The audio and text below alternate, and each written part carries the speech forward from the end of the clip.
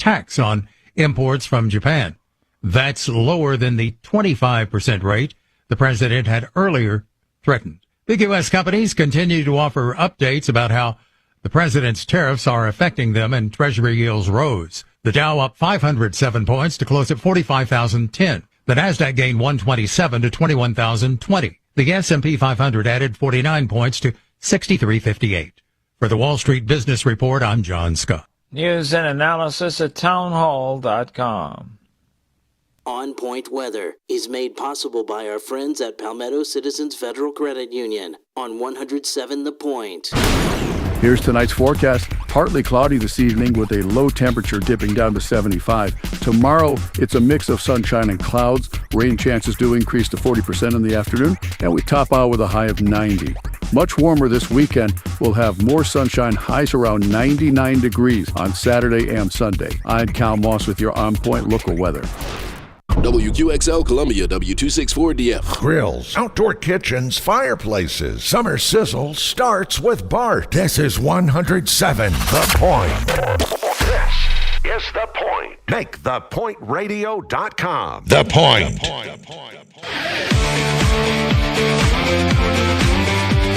This is Sports Talk with Phil Kornblut and Chris Bergen. Sports Talk is heard across the state on radio affiliates of the Sports Talk Media Network and is streaming live on SportsTalkSC.com, as well as Twitter, Facebook, and YouTube. The South Carolina Education Lottery lucky number to call in is 888-898-2525. That's 888-898-2525. Now, here are Phil and Chris with tonight's edition of Sports Talk. Okay, welcome in, everybody. Sports Talk Media Network rolling along again tonight from both here in the Queen City of Charlotte, North Carolina, the Crescent City of New Orleans, Louisiana. Great to have you with us on this Wednesday night, another night of ACC Media Days coming at you. We had 6 coaches come through today. Mike Norvell, Florida State, Jeff Brom, Louisville, Fran Brown, Syracuse, Pat Narduzzi, Pitt, Brent Key, Georgia Tech, and the new guy on the block, Jake Dickert from Wake Forest. We heard from all of them after having 5 coaches yesterday. But you know what?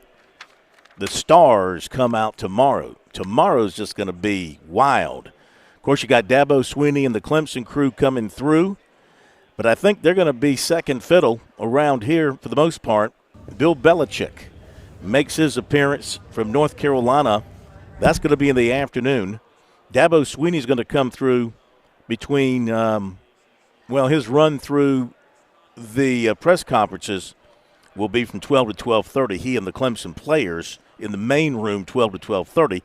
They'll have other stops. North Carolina's run through there will be from 2 to 2:30. Boston College, Virginia Tech, Duke, and NC State also roll in tomorrow. Of course, Virginia Tech will be of interest to us in a high way because of the fact that they open up against South Carolina in the Beamer Bowl, as we talked about last night. So we got a lot going on here. We're going to hear from more of the coaches. Meantime, Bergie has joined us from New Orleans, where they had day 2 of Sun Belt Media Day, and Coastal Carolina, one of the featured teams there. How'd it go with the Chanticleers? I went very well, actually. There's some quiet confidence around that football team over in Conway between Coach Beck, and then we also got to chat with 2 of their players, offensive lineman Nick Del Grande, who's a preseason first-team All-Sun Belt selection, and then linebacker Shane Bruce, who's one of the veterans off this team, and he's a second-team preseason All-Sun Belt selection, and they all talk about the difference. Now, again, it's talking season, Phil, and that's what this time of year is for. But they all to a man said this is a different football team at Coastal, and I don't think they're buying into being the number 4 preseason team in the Sun Belt East. They think they can do a lot better. And the challenge is going to be, and maybe Tim Beck already knows, but he was not giving it up today, is they've got to find their quarterback. They've got about 4 guys battling. Tad Hudson's the only one that has any returning experience with Coastal. Played in the bowl game last year, and that was it for him.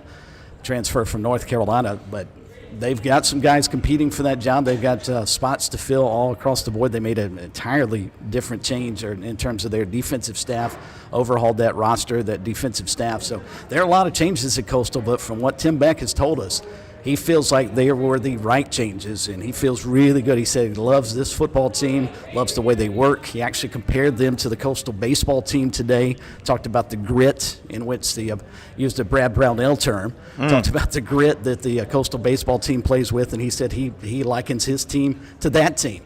And as we well know, if Coastal football has anywhere close to the success that their counterparts on the baseball diamond had this past spring, it might be a fun year in Conway. Well, he cannot be stealing from Brad Brownell. That's Clemson grit. You got to come up with your own grits at Coastal Carolina. Clemson grit. Well, we're down here in the grits and shrimp and grits area, low country and in New Orleans. You can throw out some grits here. Clemson grit is a grit all its own. Okay, it cannot be duplicated. It's its own version of a grit. So if you have multiple grits. If you have more than one grit, then you have grits. That's how it works down here in the South. Okay. Mike Norvell, by the way, I think every coach that goes to a media day must read from the same script. They all love their team. They all love their work ethic. They've all had a great off seasons. That's like Steve Spurrier used to say, you're never going to hear a coach say anything bad about his team during talking season. They're all great.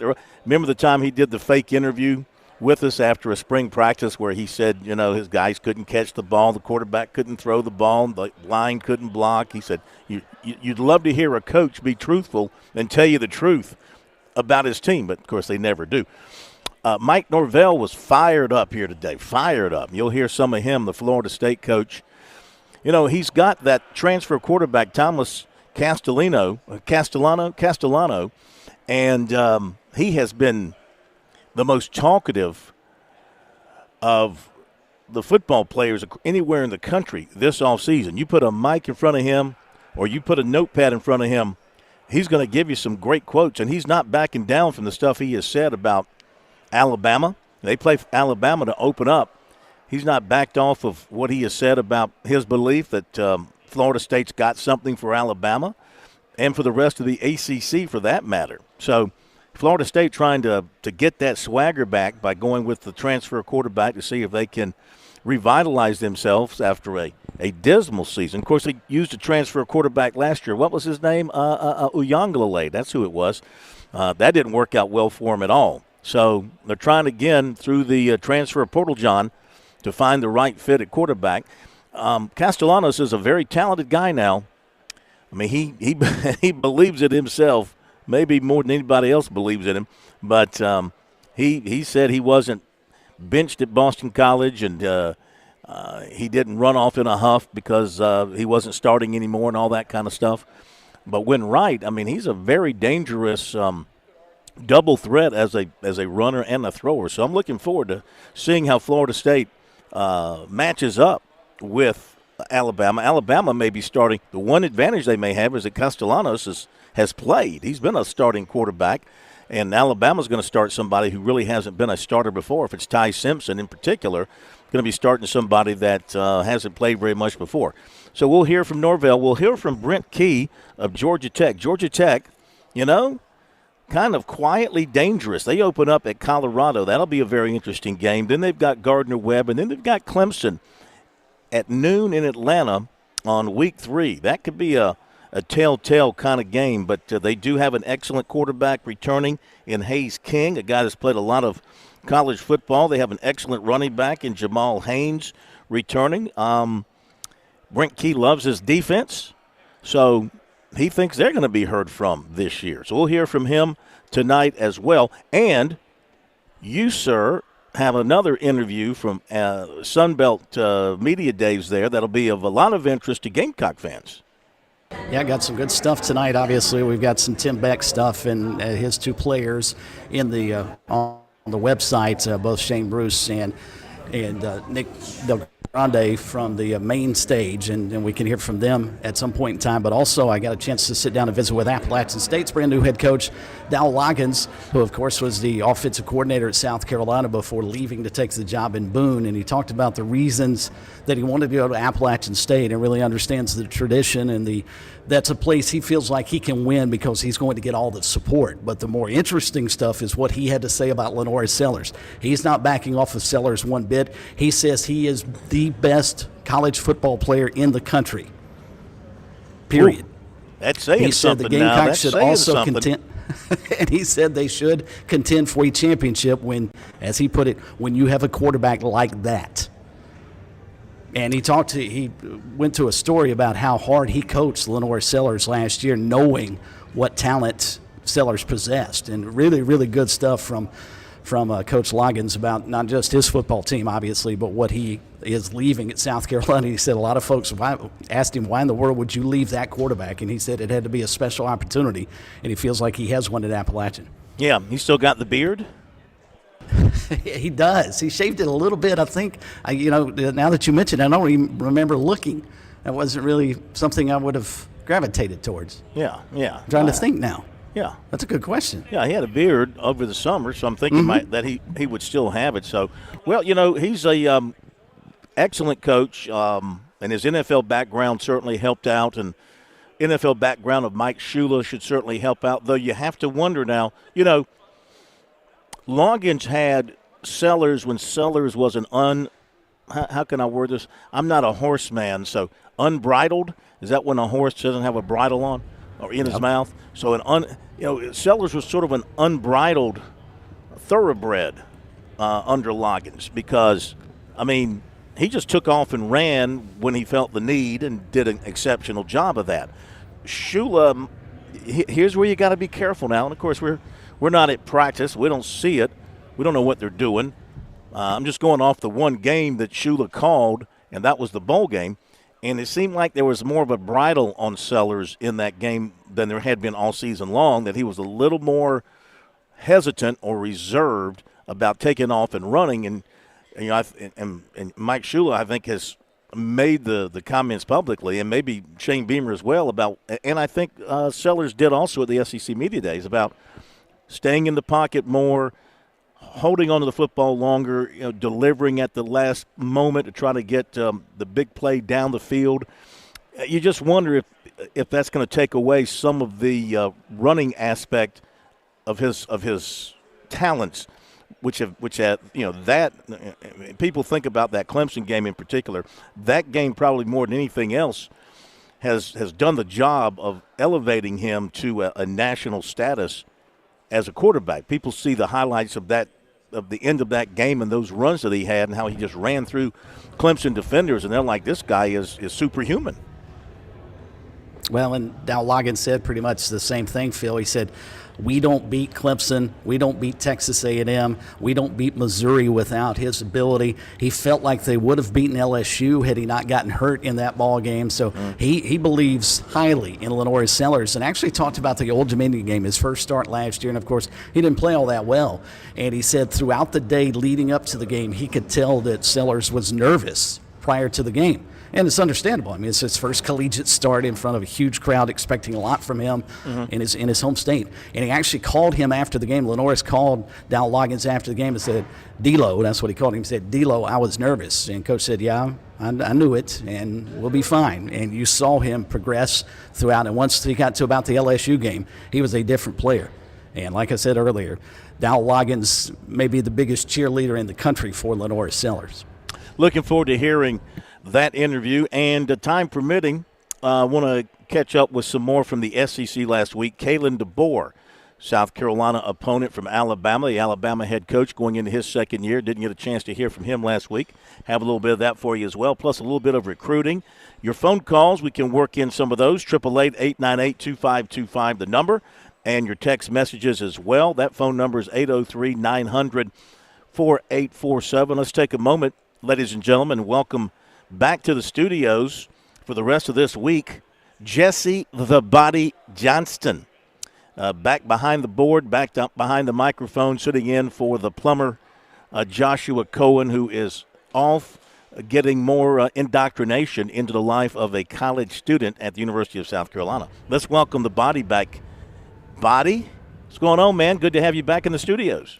How you guys doing? We're doing fine. Everything good back there? Yes, sir. Getting back into it, but we're rolling. Have you missed us? Have you missed us since you've been away? It's been a while. I haven't heard your radio voice in a while, so it's good to be back. Okay. Well, make sure you tune in on we are on the air. You can listen to us over the radio. I do. I will say I've been in the YouTube, so that's actually not true. My fault. But yes, sir. Okay. There all right. Go. Good that you're back with us. Let's run to the break, and we'll come back and update some other top news stories of the day. Get into some of these audio pieces as well, and talk more about some of the things we think are going on around the ACC and the SEC as we look forward to the start of practice for most teams beginning the end of next week. It's Sports Talk from Charlotte and New Orleans and Columbia. We're back in just a moment. There's a lot of things we take for granted in our lives. Your home's AC will run cool. Your drive-through coffee will be hot. And the car will start when it's time to take your kids to school. It's when things don't go as planned that you start thinking about who to call and where to turn. The good thing is, you can prepare for life's most difficult days by calling the Larry Lucas Agency today. Larry is a State Farm agent that has been taking care of people across South Carolina for more than 2 decades. You probably have insurance, but switching is easy, and bundling can save you hundreds or more. Most importantly, the Larry Lucas Agency can help you choose the protection you want at the price you want. All backed by South Carolina's #1 home and auto insurance company. Visit LarryLucasAgency.com today or give Larry a call at 803-799-1998. Like a good neighbor, Larry Lucas State Farm is there.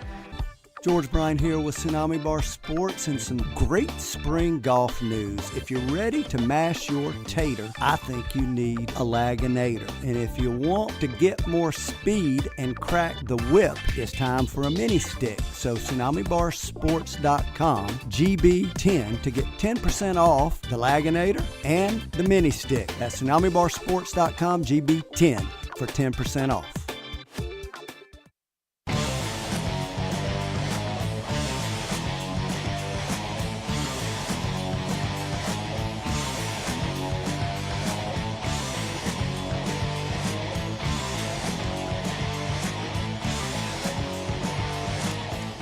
We are back at Sports Talk here on the Sports Talk Media Network from Charlotte's ACC Kickoff 2025 rolling along. We've had 11 coaches come through, 6 more to come through tomorrow, and, of course, in New Orleans for the Sun Belt Media Days. How much longer is that event? We are done. As a matter of fact, the last team, I think, to go to the big stage was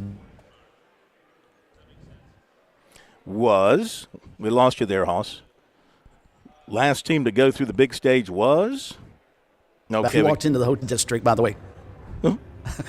You dropped out there, and then I'm sorry? You dropped out, and then you sped up. Sorry. That's all right. Who'd you say was the last team through? I can't remember who was the last group, but I think they came through about 2:30 or so, and by 4 o'clock they were already breaking down everything. If you walked here into the Marriott Hotel right now, you would never know that the Sun Belt was here for 2 days. Oh, yeah. I mean, when they started breaking stuff down, they were breaking stuff down. Yeah. That's how it was in Atlanta last week. By the time that the last team came off the stages, they were tearing everything down, and digital drive, not Radio Row, digital drive was taken apart very quickly. Most everybody's cleared out of here. We are in, I'm not sure what this is, maybe the atrium area. I guess we're in the atrium of the Hilton downtown Charlotte, big old atrium area. There's probably about 30, combination of 30 radio stations and podcasters here, I would say, Bergie. Good turnout. Wow. I would say there's more podcasting going on than radio broadcasting, which is an interesting concept as things have developed over the years. Used to be loaded up with radio stations, but radio's changed so much. You got to depend on the local radio to bring you this kind of stuff now and in the future. Local. That's where radio will thrive. It won't thrive I've read a lot of articles on this as well, sports-wise, news-wise. It won't thrive with national broadcasts like it will with the local shows. People want to hear about their local teams. They don't want to be sitting in, let's say, Joanna, South Carolina, and listening to a radio station and the hosts are talking about the Montreal Alouettes, for 15 minutes. And they want to hear about South Carolina and Clemson and NASCAR. And No. I can promise you the folks in Joanna only want to hear about one team. That's the Clinton High School Red Devils. Yeah. That's it. The Clinton.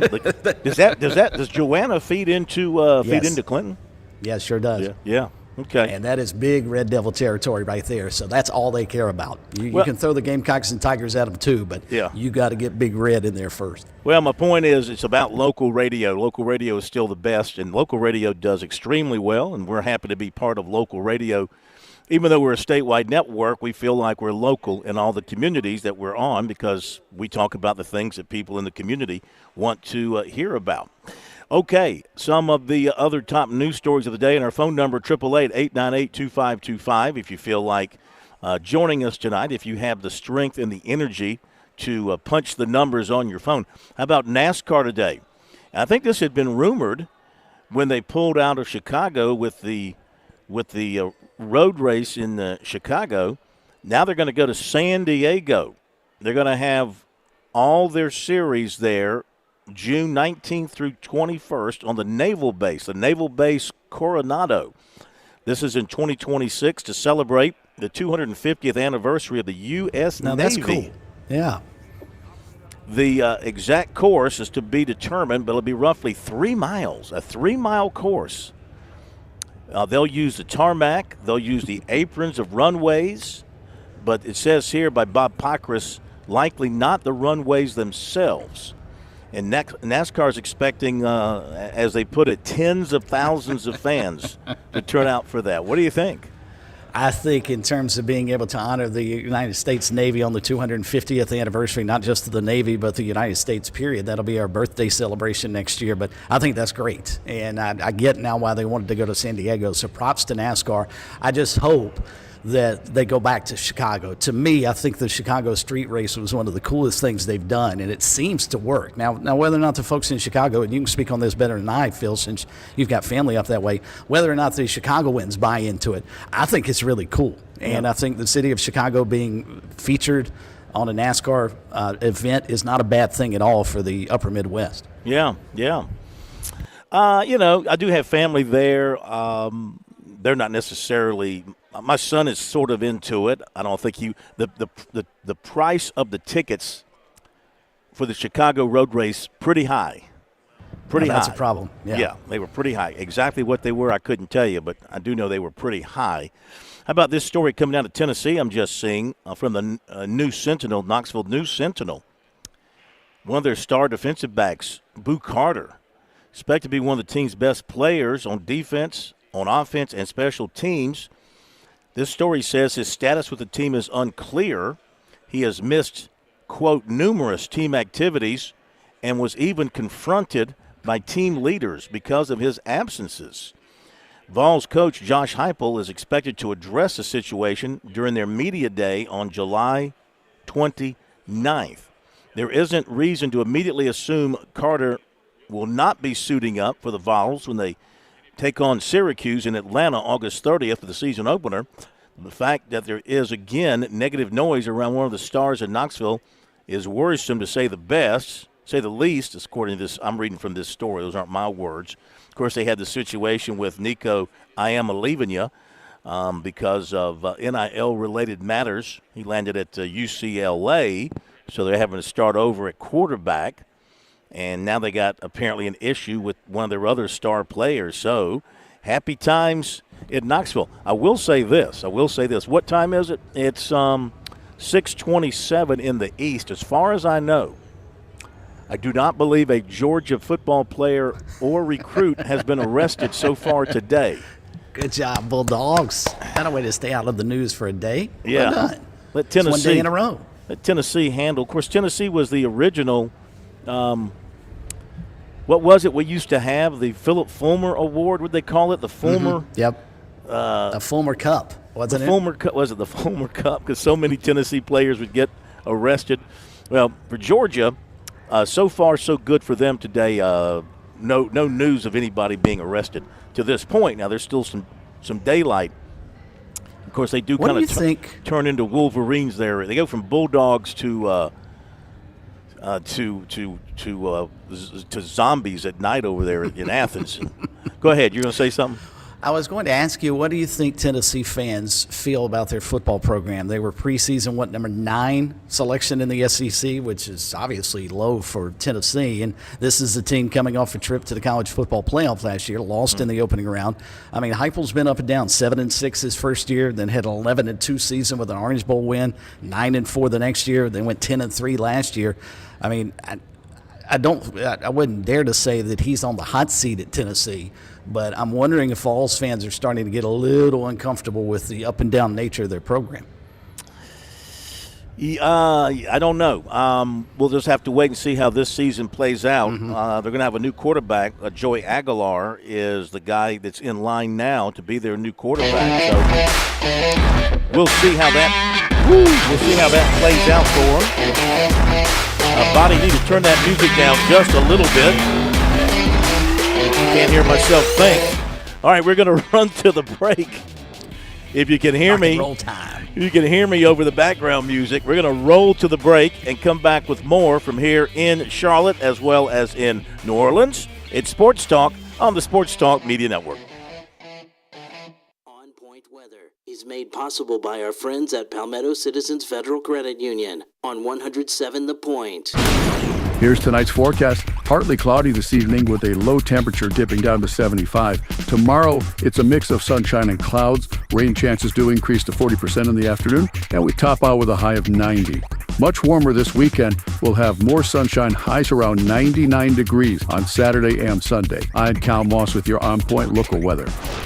At Palmetto State Armory, we offer the largest selection of guns and ammunition at unbeatable prices. Our knowledgeable and friendly staff are here to provide personalized assistance, ensuring you find exactly what you need. If you enjoy outdoor activities like hunting, camping, or hiking, our clothing and outdoor gear collection has got you covered. We also feature an exceptional indoor range facility where you can experience the thrill of shooting in a safe and controlled environment. Visit us today at PalmettoStateArmory.com or your local retail store. Palmetto State Armory, American made for life.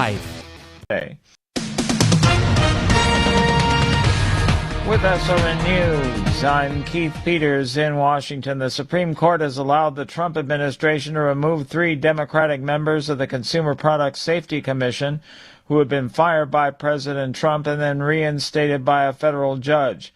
The justices acted Wednesday on an emergency appeal from the Justice Department, which argued that the agency is under Trump's control and the president is free to remove commissioners without cause. A judge has ordered Brian Kohberger to serve life in prison without parole for killing 4 University of Idaho students. Friends and relatives delivered powerful statements of love, anguish, and condemnation at the sentencing hearing on Wednesday. On Wall Street, the Dow by 507 points, the Nasdaq rose 127, the S&P 500 advanced 49. More details at srnnews.com. Lots of plumbing companies out there. Few are truly local. Time to discover the difference with Franklin Plumbing and Drain Cleaning. See, when I faced plumbing woes at the Cohen home, Josh and his dedicated team, well, they were my go-to solution. They make a commitment to exceptional service. They arrived on time, clearly detailed all the costs and procedures, and efficiently handled all my repairs without any surprises. These days, how often do we complain about a lack of customer service out there? With Franklin Plumbing and Drain Cleaning, these folks are professional. They're courteous. They're skilled at what they do, and they've earned my trust, and they've earned my recommendation to you. From urgent repairs to the tankless water heater you've always wanted, they've got you covered. Visit franklinplumbing.sc.com or call 799-2222. That's 799-2222. Hey, you tell them Kev sent you from The Point. I'm pretty sure you'll want to thank me later.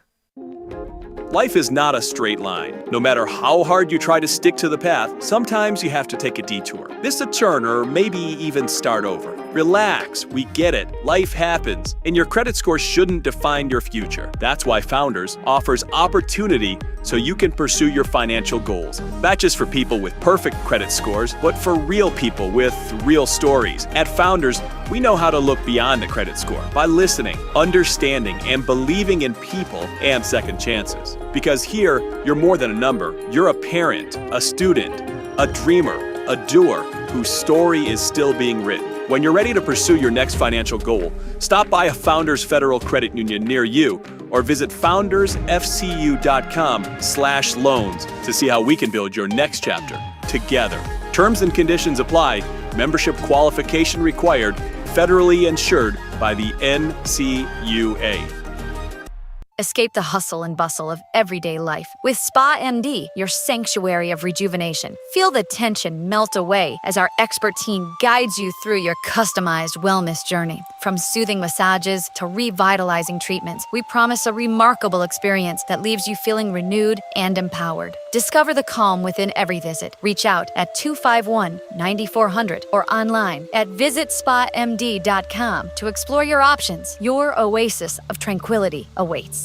Experience South Carolina's printing powerhouse. Professional Printers is your trusted partner, bringing over 30 years of expertise in print and graphics. From digital printing to web and sheet fed solutions, we handle it all with a team of over 100 dedicated professionals. Locally owned and operated, we have 2 locations in the Midlands and serve our customers with pride, ensuring top-notch service and quality in every project. We do it all, including storage and promotional products. Visit proprinters.com and elevate your printing experience with us.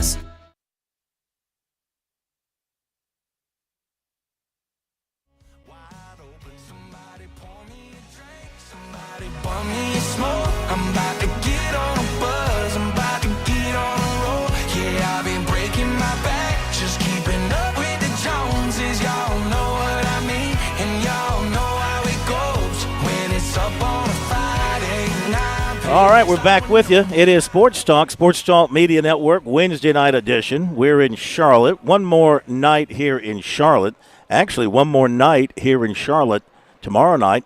That will conclude our Media Days coverage between the SEC, the ACC, and the Sun Belt, which means the Palmetto Pigskin Tour is not too far away as we travel the state, visiting with other schools. Always looking forward to that. Okay, phone number 888-898-2525.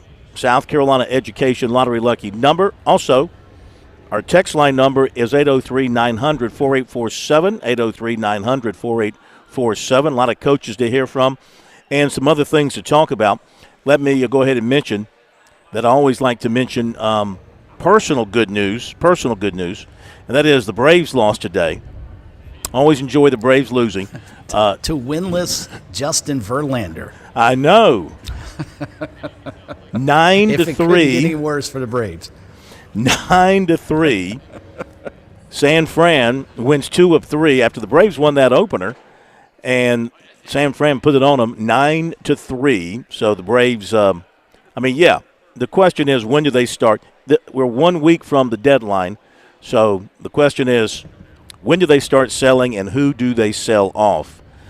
Because they're not going anywhere, and they're probably in the selling mode. But you just never know about baseball. Pittsburgh sweeps Detroit, beat Detroit 6-1 today. That's why Plummer is not here tonight. It had nothing to do with vacation. He's got tiger flu. Yes, I'm sure he's in the dumperoo. Milwaukee beat Seattle 10-2. Houston over Arizona 4-3. Colorado beat St. Louis 6-0. Kansas City beat the Cubs again 8-4. Mets beat the Angels 6-3. Miami over San Diego 3-2. Cincinnati topped Washington 5-0. Minnesota leads the Dodgers. The Dodgers have fallen on hard times here of late. I'm kind of happy about that. 3-2. Minnesota leading the Dodgers. Now, this is from yesterday. This doesn't count as a new story today, but more details on the Georgia football commitment who was arrested yesterday, charged in connection with a shooting in Houston. This is Chase Calicut, and he was charged with aggravated assault with a deadly weapon in connection with a shooting that occurred July 6th in Houston. He was in court last night. He's 17, and he was driving with a 17-year-old girl in the passenger seat when okay, take this back. There was a 17-year-old boy driving a car with a 17-year-old girl in the passenger seat when a vehicle driven by Calicut pulled up behind them. The teen alleged Calicut then passed them, swerved in front, hit the brakes, forced them to brake hard to avoid a crash. The teen repeatedly tried to get away by driving around Calicut's vehicle. But Calicut, not to be confused with former Clemson great Ken Calicut, not the same. But Calicut caught up and pulled alongside him again. According to the documents, he was allegedly swerving both in front of and next to the teen's car in an aggressive manner. At some point, the teen said he saw a man in Calicut's passenger seat, later identified as Isaiah Phillip, who authorities say was fatally shot at a Houston area pool party over the weekend, pointing a gun at him. All right, So a guy was also involved in this, and he was later killed in another incident separate from this. The teen managed to make a U-turn to escape, but soon after heard gunfire. A separate witness, a friend driving in another vehicle behind the teen, told investigators he saw Phillip firing out of Calicut's car window as they drove away. So he's not actually charged with pulling the trigger, but he is charged with aggravated assault with a deadly weapon. So I'm trying to. I wonder if this is one of the, the hand of one is the hand of all in a shooting situation here. Anyway, I think if I'm Georgia, I have to cut my ties with this kid immediately. I would agree, Phil. Yeah. And the problem with this whole story is, first off, we don't know who this kid is unless he is a football recruit. It really, and I don't do this often, but I'm going to defend Georgia here. It doesn't appear they had anything to do with this, and this is not the Renegade program. Now, if you're recruiting players who might be involved in this, that's another story. But it's just a sad, sad story all the way around, and it's unfortunate that it gets framed under the guise of, well, the guy who was involved is a high-profile football recruit to an SEC program, when it really has nothing to do with his football playing. It may have a lot to do with whether or not he gets to play, but it really has nothing to do with him being a Georgia recruit other than that's how you make him part of the headline. Yeah. I mean, there is no way to prevent this if you're a school. You can do all the background checks that you want. But I will say that, even in years past, when the focus was on building relationships and doing a lot of background checks on athletes, and you had time to do it, and there wasn't this era of paying the players where it becomes a transactional thing. Even then you made mistakes on players and you ended up bringing in bad apples. But things are more rushed today.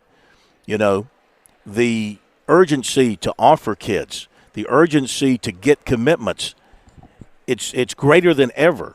And you throw in now the money factor when you're throwing out NIL deals well in advance of when they're supposed to go out, but you're throwing out NIL deals to help to complete the transactionary recruiting process. You're probably not doing all your due diligence in looking into the background. I mean, it sounds to me like, just based on reading this story, this kid might be a church-going, a church-going choir boy for all we know. But if he is, he's hanging around some bad people, apparently. And there you go. Yeah, or maybe he is a bad guy. Maybe he's part of it, But when you're talking about, cars, things that'll get you in trouble as a teenager, cars and girls and guns. It's a deadly combination, I'm afraid, for teenagers in particular. So, anyway, that's that story, and Georgia's going to have to deal with it. But with all that information out there, I'd be very surprised if Georgia keeps him. He's not a signee. He's just a commitment. So how you can, they'd have to tell him you have to decommit and go somewhere else. He'd have to cut himself from Georgia. North Carolina has sold out its entire allotment of football tickets per a source. That was by Pete Themmel. I have a source in Chapel Hill also to add to this story. Not only have they sold out the entire allotment of football tickets, but the entire allotment of wine at Total Wines in Chapel Hill and cheese at the Kroger in Chapel Hill, those have been sold out as well. So the North Carolina crowd will have their wine and cheese and go to Kenan Stadium and yell at Belichick. So, this is another indication. Another indication, though, despite everything that's happening off the field, with, we can't get together on a playoff format.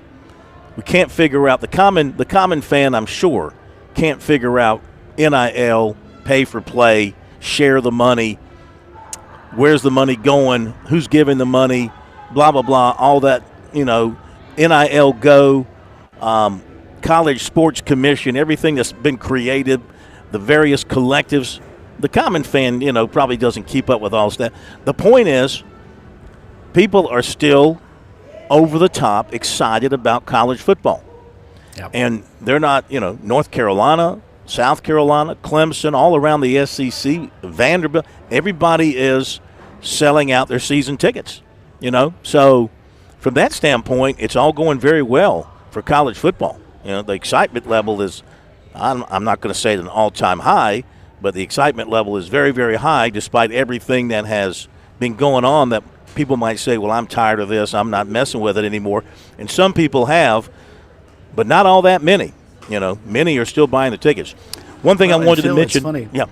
Just a quick point about that, because Yep. sports does this all the time. Sports tries to find a way to torpedo itself. Think back to the Major League Baseball strike. How many people told you, probably on Sports Talk back then, I am never, ever watching Major League Baseball again. I'm tired of it. They're overpaid to play a kid's game.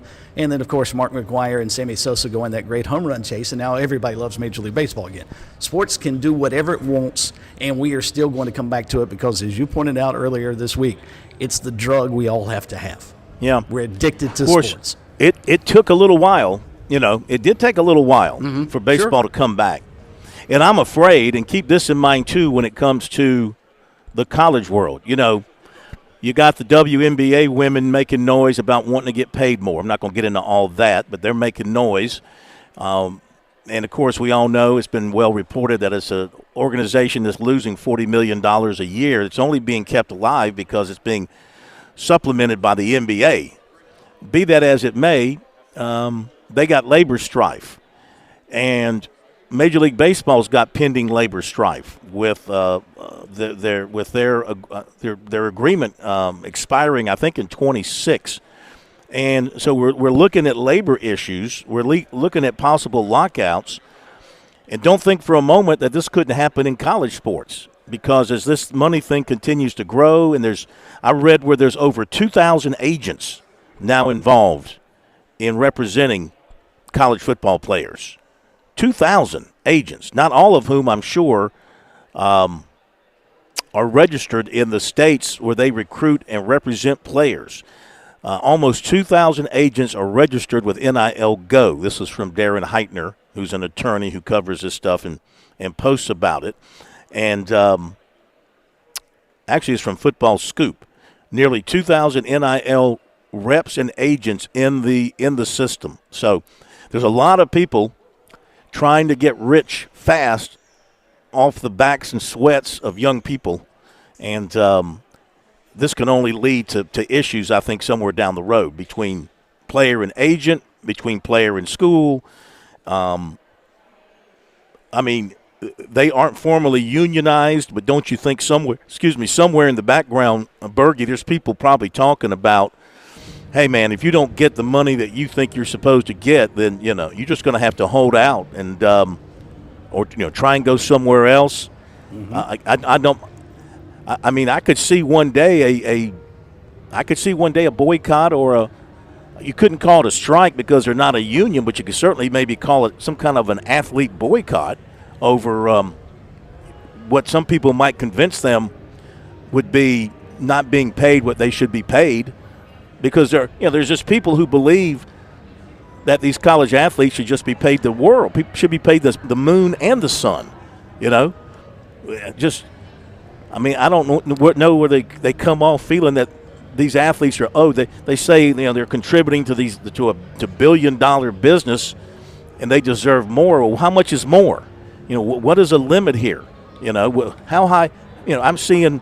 Of course, we know Carson Beck's got a $6 million deal. I saw another thing here today where this high school tight end committed to Southern Cal is going to set a record in NIL for tight ends. NIL compensation for tight ends. I mean, it's and this is just the start of it.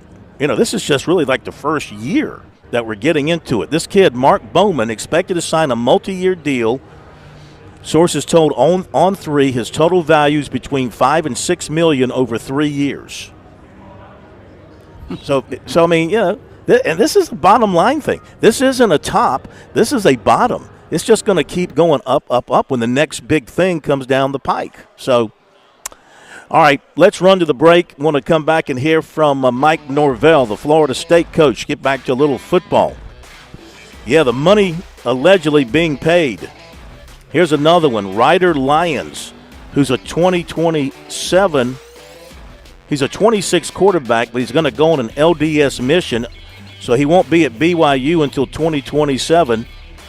But he's supposedly going to be making up to $1 million before he goes on his mission. And we'll be back. I'm State Treasurer Curtis Loftus. Whether it's becoming a teacher, dentist, or engineer, every child deserves the chance to chase their dreams. Investing in a child's education with Future Scholar, South Carolina's 529 College Savings Plan, can help turn those big dreams into next steps. So don't wait. You can start with any amount. Contributions are tax deductible and earnings grow tax-free. Discover the smart, easy way to save for college at futurescholar.com.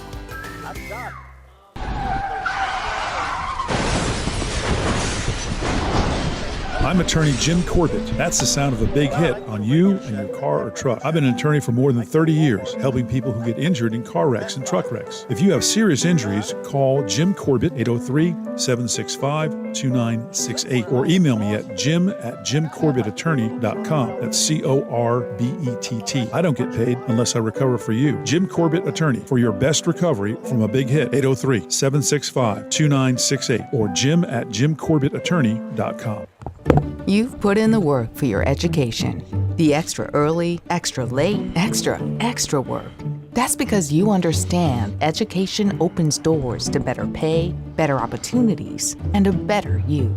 Being educated about playing the lottery is no different. It helps you be a better player, one who knows when to play and when to take a rain check. The lottery's a game, so let's keep it fun. Learn more at sceducationlottery.com/betteryou.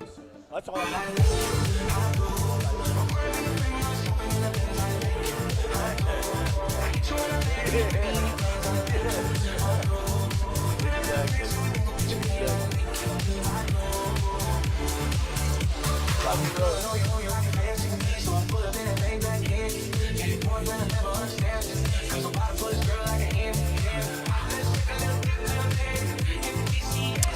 All right, one of the headliners here today in Charlotte, Florida State, Mike Norvell.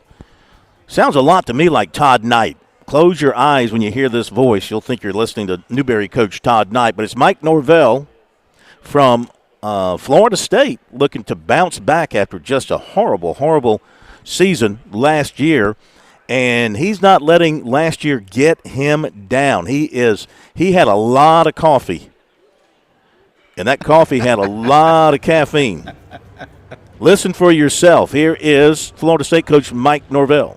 So proud of our football team for the work that they poured in throughout this offseason, from the winter program to spring practice, going through our tour of duty, the summer workouts, and coming up to report next Tuesday and back on the practice field 1 week from today. And they've done a remarkable job in the investment into each other. into pushing to hit and to reestablish that championship mentality and expectation that we have here at Florida State, and uphold the standard of what it is to be a Seminole. And I've got 4 remarkable young men that are here with me today that have done a wonderful job throughout this offseason of being great leaders, of being the willingness to be the example of what we want it to look like on a daily basis, and excited for the expectation for all things that are ahead this season. As we've gone into this offseason, it has been about bringing that daily edge, that desperation to go win on a daily basis. And in everything that we do, from whether it is in the weight room, whether it was on the field, meeting room, in the classroom, we wanted that sense of competition. And we wanted every day, right, to see guys that are willing to rise to the challenge to be their best. And this football team has done that. Whatever we put in front of them, right, whether it was academically coming off our spring semester, we had the best team GPA ever in program history. Right? They answered the call when it came to what we wanted them to do academically. Whether it was in the weight room or tour of duty, we challenged them at new levels. Right, that it was probably some of the hardest workouts that we've ever had, right? And to see those guys embrace that with literally with a smile on their face, knowing there was an opportunity to compete, to go get better. To see, the newcomers, the guys that have been a part of the program, to see them all work together, right? To be able to set the foundation for what this football team's going to be, because all that we have is this season that's ahead. Right, and when you look through the past few years, we've accomplished some great things. We've experienced the highest of highs, and we've also found ourselves in a valley. We faced some disappointments, right? But every part of it has come back to our response. And this team and this season that's ahead, I've got great expectations, got a lot of confidence because I've watched the work, because I've seen the investment. Right, I'm really proud and grateful for the coaches and the new leaders that we have within our coaching staff. Being able to have two of the best coordinators in college football, a couple of the best football minds that this game has. And Coach Malzahn and Coach White have done a wonderful job pouring into our players. Being able to establish a foundation throughout the course of the spring and be able to build. Concepts and a plan in place that are built for the great playmakers that we have. And so we're excited for all things that are ahead. It's an exciting time in Tallahassee. We got a great kickoff, here August 30th with Alabama coming into town. And, this football team, it is hungry. Right, it is bringing that daily edge in all things that we're doing, and there's a lot of wonderful things around our program. We have a newly renovated Doak Campbell Stadium, which we're so excited to be able to be at full capacity. All right, our football only facility that we'll be moving into here this fall. I do want to take a moment just to thank our administration. Starting with President McCullough, his leadership, his vision, his continued push, to our AD, Michael Alford, to our board of trustees. We have an incredible group.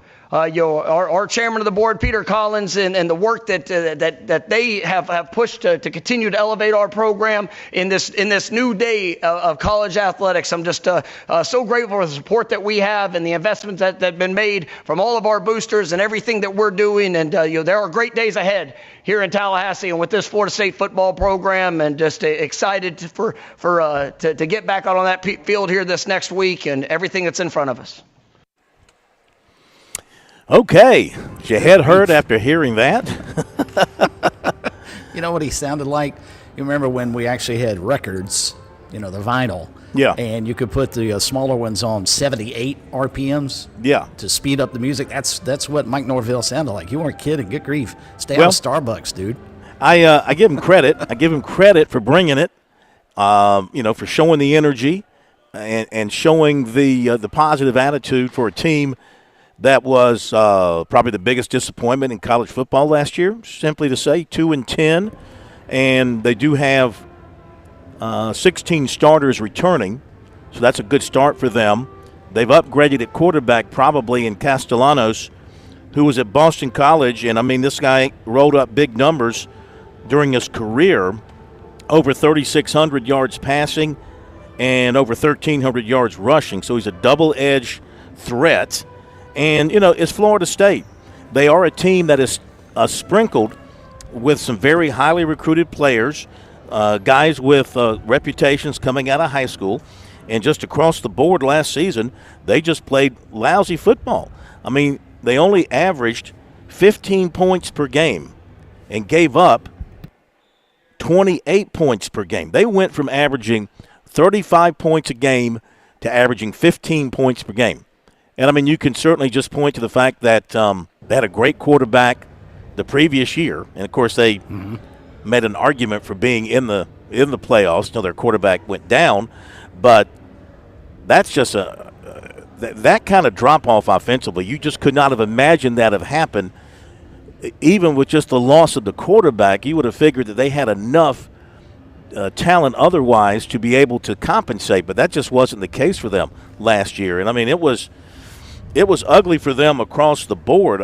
From the opening game, they lose to Georgia Tech over in Ireland, and then they lose to Boston College, and then they lost to Memphis. They barely beat Cal. They got blown out by SMU. They got handled by Clemson. They lost to Duke by a touchdown. Lost big to Miami. Lost big to North Carolina. Only scored 3 points in a loss to Notre Dame. I mean, their only other win, their two wins were California and Charleston Southern. That's it. California and Charleston Southern. They beat Charleston Southern 40-7. Don't be picking on the Buccaneers like that. So they got nowhere to go but up, but just based off his enthusiasm and his energy, I got to believe they're going to bounce back some, and we'll be back.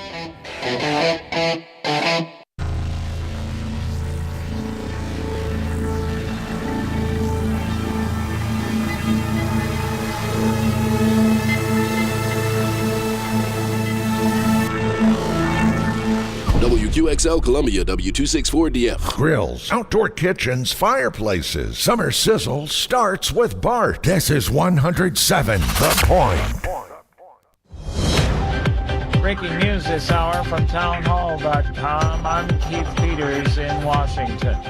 Brian Kohlberger, the man who pleaded guilty to killing 4 University of Idaho college students, was sentenced to life in prison today. His actions have made him the worst of the worst. Judge Stephen Hippler pointed out Kohlberger gave nothing, hinting of remorse, redemption, or regret. I will not attempt to speak about him further, other than to simply sentence him so that he is forever removed from civilized society. Kohlberger did not speak in court, but family members and friends of the victims did. Dylan Mortensen was a roommate of the victims. He is a hollow vessel, something less than human. It may never be known why Kohlberger did it or how he came to target the 4 students. I'm Ed Donahue.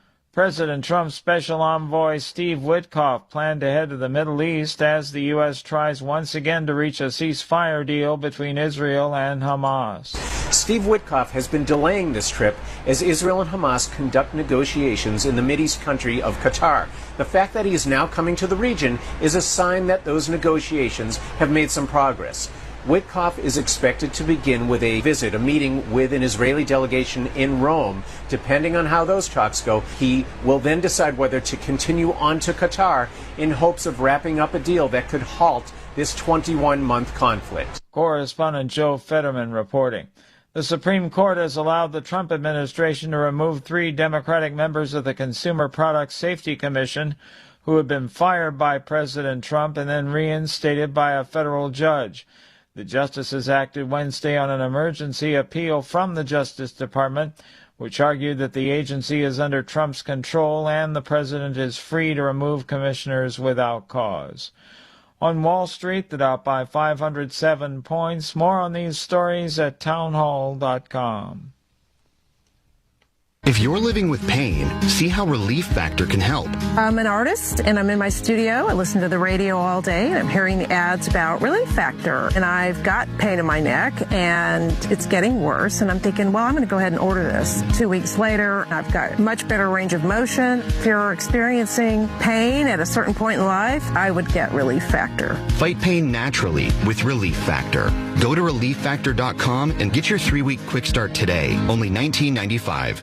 career changers, including veterans and active duty service members. Your transition starts here. Go from GI to IT in a matter of months. Become a certified cyber warrior with training at My Computer Career. Cybersecurity specialists are in high demand, offering IT pros great opportunities and a rewarding lifestyle while protecting our people, liberty, and treasured institutions from cyber threats. Deploy your career in IT today at mycomputercareer.edu/CWP, an elite CompTIA certification partner. VA education benefits are available to those who qualify. A New York man is charged with planting bombs across the city. Federal prosecutors in New York City say Michael Gann was planning on adding shotgun shells to his IEDs, and his internet search history includes chlorine bomb, how to make flash powder from household items, and 3D gun printing. The 55-year-old from Long Island was arrested in June. Just hours before that, he posted on Instagram, "Who wants me to go out to play like no tomorrow?" Julie Walker, New York. Gann, 55, built at least 7 improvised explosive devices last month with chemicals he bought online in May and took the bombs to Manhattan, according to an indictment handed up Tuesday by a grand jury. Health officials in Colorado say its measles outbreak is over. The U.S. added 10 new cases this week. News and analysis at townhall.com. From Washington, I'm Keith Peters. On Point Weather is made possible by our friends at Palmetto Citizens Federal Credit Union on 107 The Point. Here's tonight's forecast. Partly cloudy this evening with a low temperature dipping down to 75. Tomorrow, it's a mix of sunshine and clouds. Rain chances do increase to 40% in the afternoon, and we top out with a high of 90. Much warmer this weekend. We'll have more sunshine, highs around 99 degrees on Saturday and Sunday. I'm Cal Moss with your On Point local weather. This is The Point. Make thepointradio.com.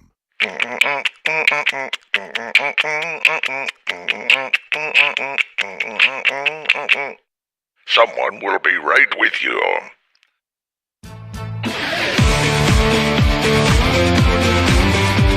Welcome back to Sports Talk on the Sports Talk Media Network.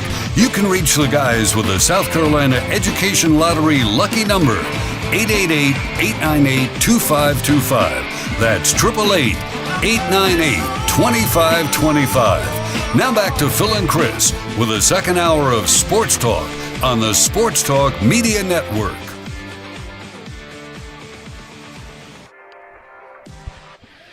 We are back on Sports Talk here on the Sports Talk Media Network. Good to have you with us as we come to you from ACC Media Days here in Charlotte. One more day to go, and that'll be, of course, tomorrow with Clemson, North Carolina, highlighting things here tomorrow. Dabo Swinney, Cade Klubnik, TJ Parker, Peter Woods scheduled to be here from the Tigers. So we look forward to having the Tigers here tomorrow. And, of course, North Carolina, Bill Belichick's just – that's going to be the big story. Everybody's going to want to be here to hear that. He's bringing Thaddeus Dixon, Will Hardy, and Jordan is coming. Jordan Shipp, not Jordan the B. I'm not going to say the B word. Not Jordan the B, but Jordan Shipp, wide receiver. That's the contingent. Now, I mean, as I was talking to an ACC official today, and I said, is she coming? Do you know if she's coming? He said, I don't know. He said, but let me tell you, all are welcome. So he said all are welcome. So I get that. All are welcome. How many years have you been covering ACC Media Days? Just in general, either you in person or our show. Oh, my God. Well, since the inception. Since the inception. I mean, I go back, ACC Media Days, before it became industrialized like this, it was a very laid-back, leisurely thing, usually held at a golf course. I've done ACC Media Days at Pinehurst. I've done ACC Media Days at Reynolds Plantation. Done ACC Media Days at another course outside of Atlanta. I can't think of the name of it, but it was off of I-85 up that way where the LPGA used to have a tournament. We did it the year that Florida State entered the league. They had media days at the Ocean Course. We played the Ocean Course, and then we talked golf. Yeah, it was always a leisurely, laid-back, weekend thing, and the coaches would bring their families and all that. And now, of course, it's become industrialized here with the so-called car wash where you go through these different stops. Well, the reason I asked that question, I was wanting to tap into your memory to see if you could think of a time in which Clemson and North Carolina were on the same day and the Tar Heels were going to be the more interesting of the bunch. Yeah, that's a good point. A good question. I could not even come close to remembering that. It would be very rare because rarely has North Carolina been interesting in football. I'm just trying to think. I mean, Mac Brown made them interesting. And he was interesting to talk to because he was a great talker, and he would command an audience. But I don't think we're going to see anything. Dick Crum.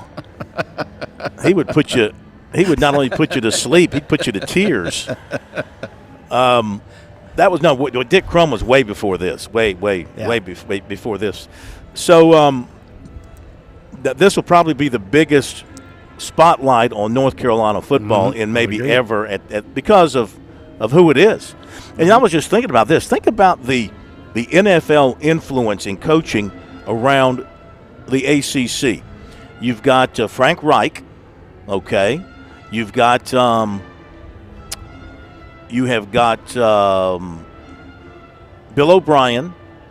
You've got Bill Belichick, and I guess that's it. I thought there was one other former NFL coach in the league, but that's not too bad. That's 3 former NFL head coaches on your coaching roster in your league. I don't think the SEC has that, do they? I don't think there are any SEC head coaches who were former NFL head coaches, are there? I don't think so. Can't think of anybody right off the top of my head. Yeah. So now that Saban's gone and now that Spurrier are both gone. Yeah, you're right. Yeah, Saban was briefly an NFL head coach. Yeah, because he was never leaving Miami, remember, for Alabama. That's what he said. That's what he said. Mm-hmm. Spurrier really wasn't an NFL coach because he took, like, the Redskins roster, they were the Redskins at the time, and turned them into the Florida Gators of Washington, D.C., right? Signed a bunch of Gators there. So, anyway, we're looking forward to that. Right now we're looking forward to let's take if Hank is still with us. Body, is Hank still with us? We have he is. We can get him Jesse the Body Johnston back at our studio. Why do we call him the Body? People want to know why. I get stopped on the streets all the time. Why do y'all call Jesse the Body? Well, because he reminds me of Jesse the Body Ventura. You know, same biceps, same kind of, large chest, wrestling type of guy.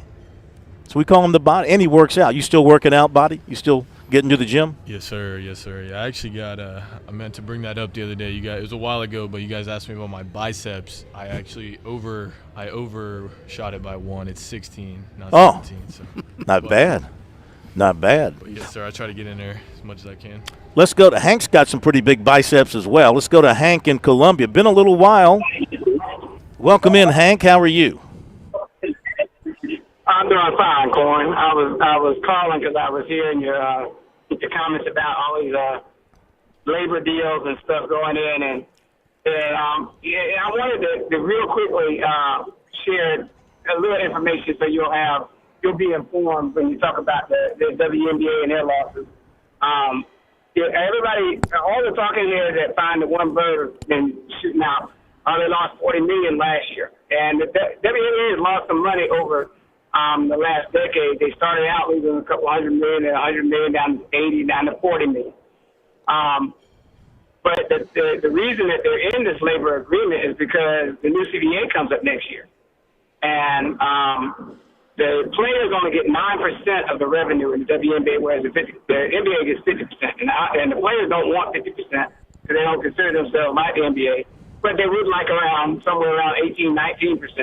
And the growth of revenue. And one of the things that people have talked about with this moving $40 million is they've had a $45 million TV revenue deal for the last 10, 12 years. So they're losing $40 million, but the new TV deal that they just signed that goes into effect next year is for $200 million. So in your corn math, if you take $40 million loss from a $45 million revenue and you subtract it from the $200 million, that means next year they could gross up to 110, 150 million. And so they're asking for a larger percentage because in any business, you lose money when you first start, but they build it from the time that they lost money to building it when it's going to gain money. So that's their perspective, is trying to get a little bit more percentage of the revenue because as of next year when you get that new TV deal in, Burr's making all that money, and they were trying to hold them on that 9% deal where Caitlin Clark makes like $70,000 a year. Yep. Well, that makes sense. They are expanding into all new cities. I wonder if they can sustain what they've got going on. I noticed that the ratings, year-to-year ratings for their All-Star game was down. One thing I noticed, too, you could buy a ticket. People talk about attendance for the women's games, and I get that. Ticket price has a lot to do with it, just like in college. A ticket to the WNBA All-Star game last Saturday you could have purchased for $65 there in Indianapolis. Comparatively, the NBA Hank, let me finish. Comparatively, the NBA All-Star game in San Francisco, a single ticket there, the bottom price was $1,000. $1,000. So I just thought I'd point it out there for those people who want to continue to lecture me about how great the WNBA is as compared to the NBA. Corn, that's where I always get with you with those analytics because you quoted the third tier price. No, I didn't. You could not buy that. If you saw that was at the end. If one of the things that I've learned going to some of these national championship games is if you go and look for a ticket price a day or two before the game, that's when it drops when all these people that bought that want to hawk tickets drop. If you want to compare prices, you go back to when they first get out after a couple weeks after they get out, and then you buy them so you know your seat is guaranteed. Because you can walk in there. I walked into a men's NCAA national championship game. They're buying tickets on the day of or the day before. All of a sudden, these dramatic $600-700 ticket prices drop. But I'm not going to say that the women are at the men as far as that. But you mentioned that the attendance was down for the game, but the attendance was up for their All-Star night from last year. So all I'm saying is they don't want what the NBA wants. A lot of people get that confused. They don't want the dudes at the NBA. They don't want the 50%. They just want somewhere around 18 and 19% because if you have a new franchise like Golden State that they had this year, the owner bought that Golden State franchise for I think it started at 50. It was 50 or 100 million. The franchise has made 500 in merch. It now has a valuation of 500 million. So for business people, anybody that buys a business, and you know this from when this is a Sunday night recruiting show. When you first start, you have to have a lot of faith. But once it starts growing, it'll take you a while to get to that zero marker. But when you get to that zero marker and it shoots up, you have to have yourself prepared to reap it. And CBAs can go for a while after, and those owners won't try to break that in a minute as it keeps on jumping. Well, we'll see what happens. And thank you, Hank. Appreciate it. Always enjoy hearing your take on things. I'm not sure there's anybody in America more supportive of women's basketball than Hank. You can't say one cross word about women's basketball. Hank is ready to come at you with stats and opinions and views. I don't know. I think the WNBA is having an ugly time right now. It's either Caitlin Clark or bust. I think there's a lot of jealousy running through that league. It's become very racial. It's become way over the top physical, and I don't even watch it. But I've just seen the highlights. I don't even watch it. You couldn't pay me to watch a WNBA game. Period. I'm just not interested. That's just me. I agree. I don't watch sports that don't interest me. I don't watch the 3-on-3 crap. I don't watch made-up events. I don't watch tractor pulls. So just put me in the category of I like my football. I like my basketball. I like watching the South Carolina women play some of the time when I go to their games. Baseball, golf, NASCAR, That's it. I mean, that's my menu. That's all I need to eat off of. Well, and I think you can draw a distinct line because I enjoy watching college basketball, both on the men's and the women's side. I can't stand professional basketball, both on the men's and the women's side. And you're right, the WNBA has a Caitlin Clark problem because when she's there and healthy, everybody watches. But there was a story back in the middle of June that their ratings plummeted over 50% when she got hurt. So basically, she is the one draw that league has. It's not like the NBA. You take LeBron James in his heyday out of a game, people are still watching the NBA. They watch the teams. Yeah. And even though they've got superstars, they watch the teams as well. The WNBA doesn't have that. They've got one superstar, and if she's not there, no one's paying attention. You know, people want to kind of people want to kind of compare it, I guess, to the Larry Bird, Magic Johnson time when they arrived in the NBA. The difference is they didn't try to take each other down. They tried to build themselves, each other up. They respected each other, one white, one black, one playing on the East Coast, one playing on the West Coast, one playing for the greatest team in the history of the league, the Celtics, and one playing for maybe the second best team in the history of the league, the Lakers. I guess you have to say they're the second best. I don't think there's a maybe about that. Well, I said that just to insult the Lakers. But, I mean, they knew together that they were stronger than pulling each other apart. There was no reason to attack one another, to take it any other way, but anything off the basketball court to damage. Unlike these females of the WNBA who are, I don't know if it's jealousy or if they feel like Caitlin Clark's being treated differently and favored by the league or by the TV executives or by Madison Avenue or whatever. You should be working with her. I agree. Off the court. I mean, on the court, of course, you want to beat her, but off the court, she's your best friend. She should be your best friend. So, anyway, that's more WNBA than I care to get into. Let's go to the break, and we're going to hear from Mike Beck, Coastal Carolina. Tim Beck. Tim Beck. Who the heck is Mike Beck? Either one. Tim Beck, Coastal Carolina head football coach. Going to hear from him. Is this a one-on-one or is this a group thing? No, this is him on the main stage. All right, we'll hear from him coming up.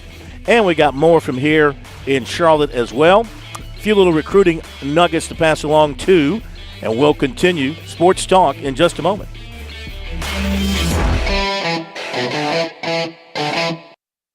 Get ready for a summer of adventure with Founders Federal Credit Union. Now through July 31st, take advantage of the 6.99% APR on select purchases made with your Founders credit card. Make your plans happen without breaking your budget. Whether it's a road trip, a beach getaway, or a bucket list destination. Visit foundersfcu.com/cc for more information. Promotional rate ends February 1st, 2026. Effective APR of 13.25% to 17.90% will apply. Terms and conditions apply. Membership qualification required.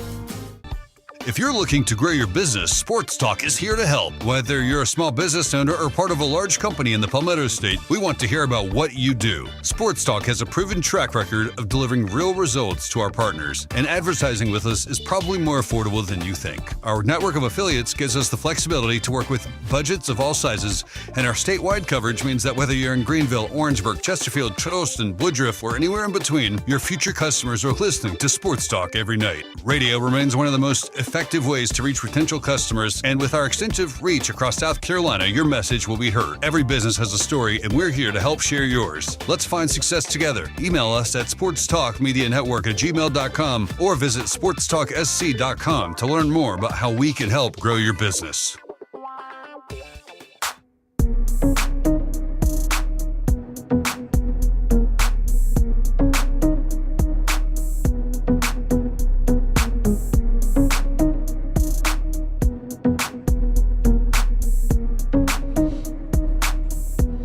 Back we are, Sports Talk Media Network.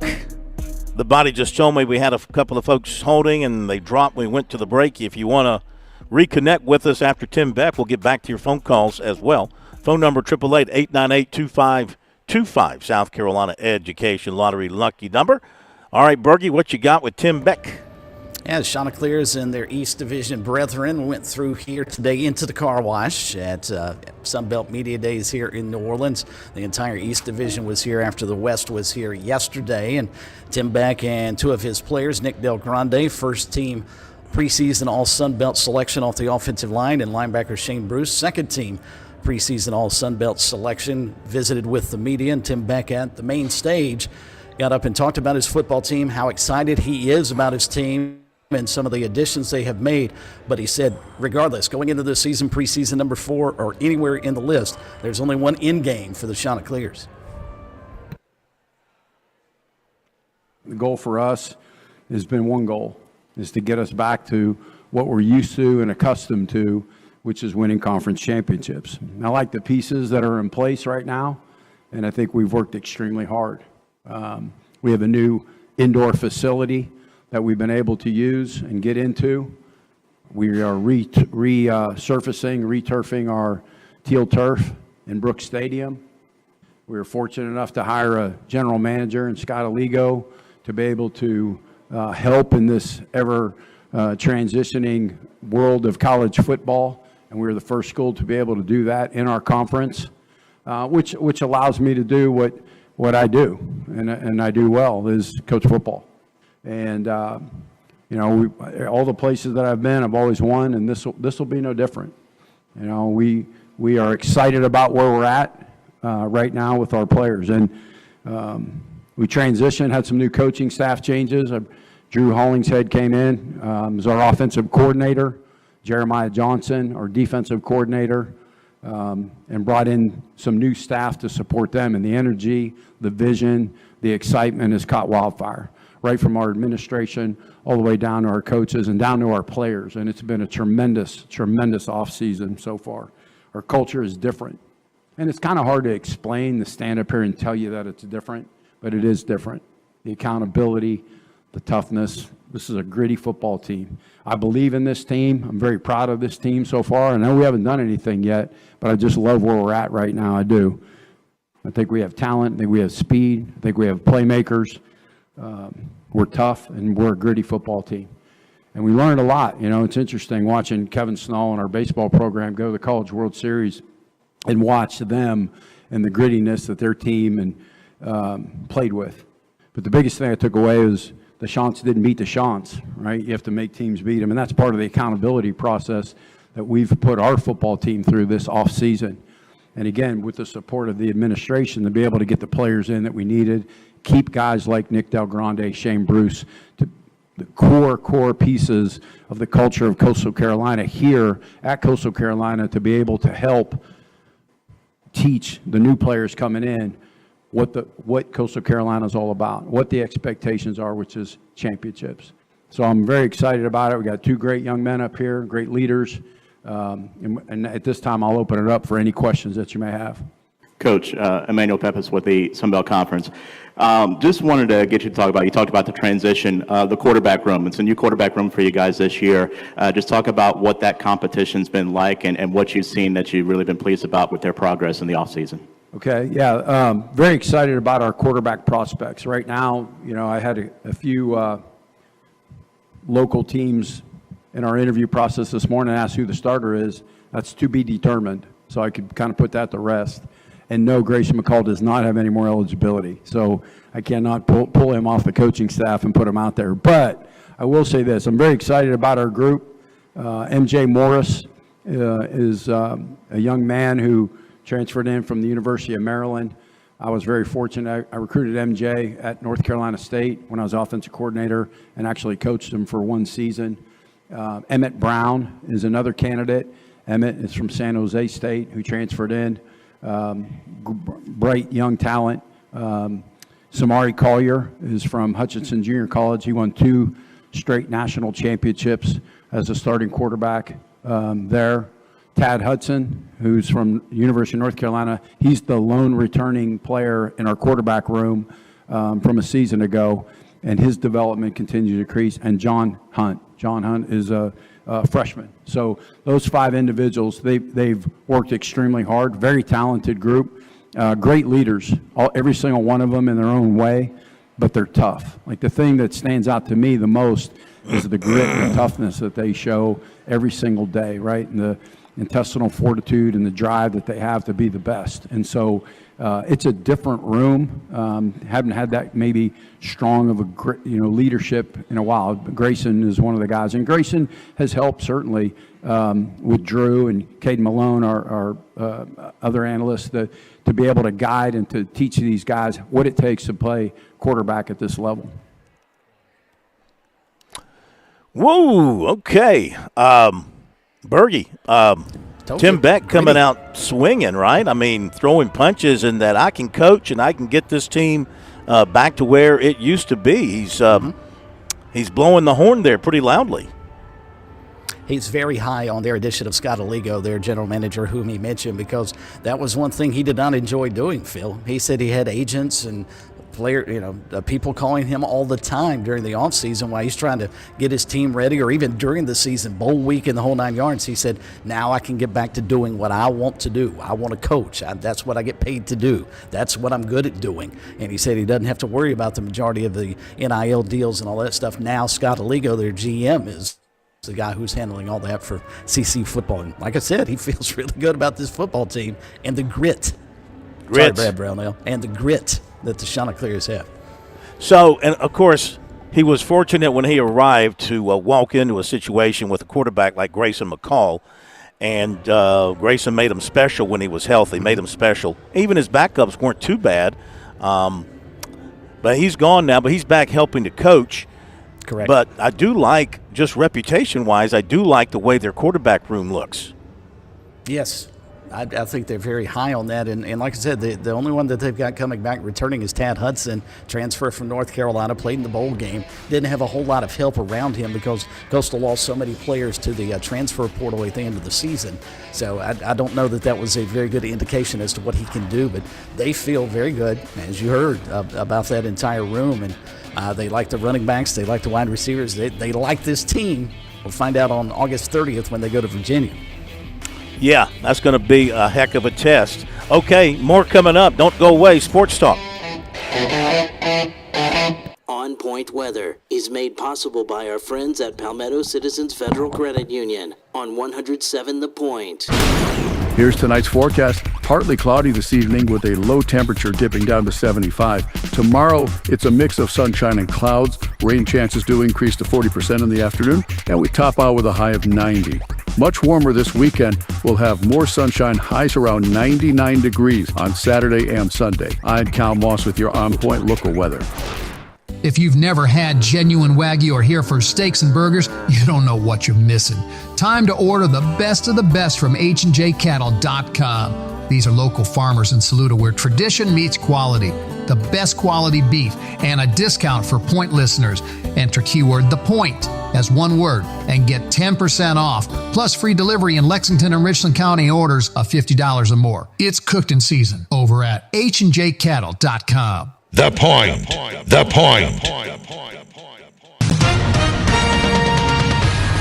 With SRN News, I'm Keith Peters in Washington. A subcommittee of the House Committee on Oversight has voted to subpoena the Department of Justice for files in the sex trafficking investigation into Jeffrey Epstein. 3 Republicans on the panel voted with Democrats for the subpoena, sending it through on an 8-2 vote tally. Republican Subcommittee Chairman Congressman Clay Higgins of Louisiana says that the draft of the subpoena is beginning. The Supreme Court has allowed the Trump administration to remove 3 Democratic members of the Consumer Product Safety Commission who had been fired by President Trump and then reinstated by a federal judge. The justices acted Wednesday on an emergency appeal from the Justice Department. On Wall Street, the Dow by 507 points. More details at srnnews.com. Sometimes timing is everything, and I've been talking the talk about Broker Solar for a good minute. I'm a fan. I've had some Point listeners ask me about Broker Solar. They're on the fence because of what's going on in D.C. Now that the politics have settled, we know what's in that big, beautiful bill. We know the federal tax credit for getting solar power at your home. It's going to end in December. So the clock is ticking. You want that 30% federal tax credit, believe me. So we need to get Ken out to your place before they cut it. Plus, you'll still get a 25% tax credit here in South Carolina. So yeah, timing is everything. 30% federal, 25% state credit. Are you kidding me? That's a big part of the cost already knocked out for solar power. It's time for you to take control of your own power bill. Like I said, timing's everything. Now is the time. Online, it's brokersolar.com or just call Ken and his team. 807-7417. That's 807-7417. brokersolar.com. Hey y'all, it's Ted from Flight Deck Restaurant. We're introducing Friday Night Prime Rib Special. Our great chefs at Flight Deck Restaurant have created a great prime rib dinner special, which includes a 10-ounce slow-roasted certified Angus beef prime rib dinner, served with 2 sides of your choice for only $22.95. And if you mention We Love Flight Deck, you get a free cookie or a soft drink with your meal. So come see us at Flight Deck Restaurant to enjoy a delicious slow-roasted prime rib dinner. While you're here, check out the new and improved arcade with over 33 games. We at Flight Deck Restaurant thank you, and God bless. It's painting season in the Midlands, and Southern Palmetto Painting and Renovation sets the tone for inspired living. Watch your home change from ordinary to outstanding with colors that liven every wall and craftsmanship you can trust. Michael and his team are fully licensed, bonded, and insured. They care for every detail inside and out of your home. Let's give your home the style and care it deserves. Call 922-5615. Southern Palmetto Painting and Renovations, where every project reflects pride. Dave Ramsey here. Do you want your money to work for you rather than you working for your money? Go see my friends at Palmetto Citizens Federal Credit Union. They're not a mega bank and have been serving the Midlands since 1936, offering good old-fashioned customer service and free services. They'll look out for your financial well-being. With 14 locations, check them out today at palmettocitizens.org. Federally insured by the NCUA. The Point is teaming up with our friends at Americans for Prosperity, South Carolina for one big, beautiful party. Join us at Flight Deck Restaurant in Lexington Friday, August the 8th from 4 p.m. to 7 p.m. We'll do the afternoon drive live. And how about this? The food is on us. It's AFP and the Point's way of saying, hey, thanks for always supporting important causes, calling your elected officials, caring about local issues. Friday, August the 8th, Flight Deck. Come by and celebrate one big, beautiful party. We'll see you there.